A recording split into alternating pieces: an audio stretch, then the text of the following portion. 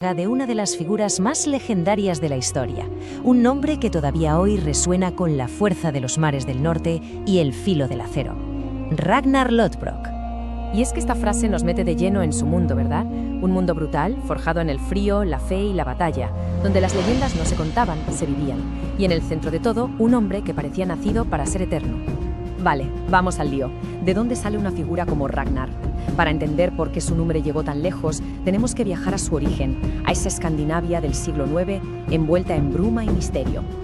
A ver, las sagas, que son esa mezcla increíble de historia y mito, ya nos lo pintan desde el principio como alguien distinto. No era solo músculo, no. Tenía una mente afilada, una ambición que quemaba por dentro y, según decían, el favor de los mismísimos dioses. Y aquí está la clave de todo, lo que de verdad le hizo pasar a la historia. Mientras que los vikingos de su época se dedicaban a lo de siempre, a saquear las aldeas de al lado, Ragnar levantaba la vista y miraba más allá del horizonte. Su sueño no terminaba en la costa, sino en las tierras ricas y desconocidas que se escondían al otro lado del mar.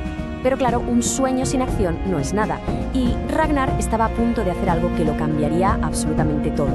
Una hazaña que marcaría un antes y un después. Pensemos un segundo en lo que significaba esto. El Mar del Norte no era un paseo, era un auténtico monstruo, y cruzarlo en un dracar era una locura, casi un suicidio. Pero Ragnar lo hizo, convenció a su gente y se lanzó a lo desconocido, apuntando directamente al corazón de Inglaterra, un lugar que nadie se había atrevido a tocar. El impacto de su llegada tuvo que ser brutal. Para las víctimas aquello no fue un ataque normal, fue una pesadilla, algo casi sobrenatural, un castigo divino. Pero no era ningún dios, era Ragnar Lothbrok presentándose al mundo. Y a partir de aquí, su fama estalla.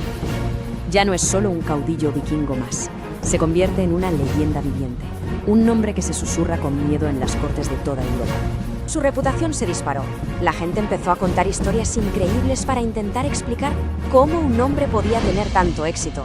Que si era descendiente directo de Odín, que si tenía una armadura mágica que nada podía atravesar. ¿Era verdad? Pues seguramente no, pero el miedo que provocaban esas leyendas era un arma tan poderosa como su hacha. Y esto nos lleva a la gran pregunta que se hacen los historiadores. ¿Existió de verdad un solo Ragnar Lothbrok? ¿O es un hombre una especie de paraguas que agrupa las hazañas de varios guerreros? La verdad es que nunca lo sabremos del todo. Lo que sí sabemos es que las grandes leyendas siempre nacen de una semilla de verdad. Pero claro, como en todas las grandes sagas, la de Ragnar también tenía que tener un final.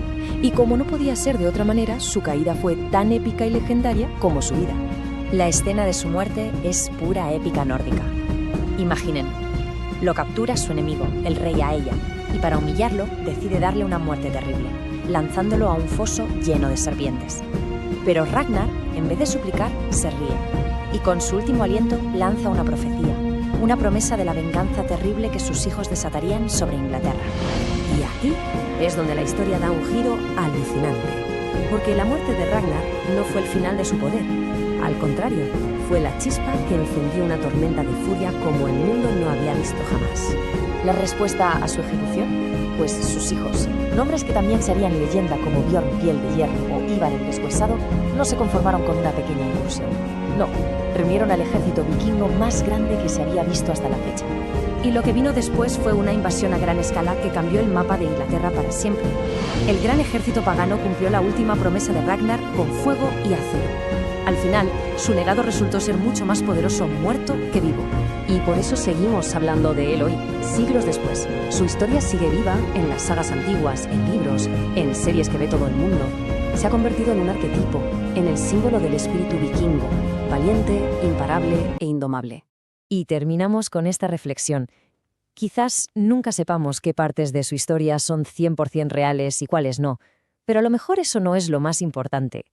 Quizá la leyenda de Ragnar Lothbrok nos fascina tanto porque representa algo eterno, ese deseo irrefrenable de desafiar los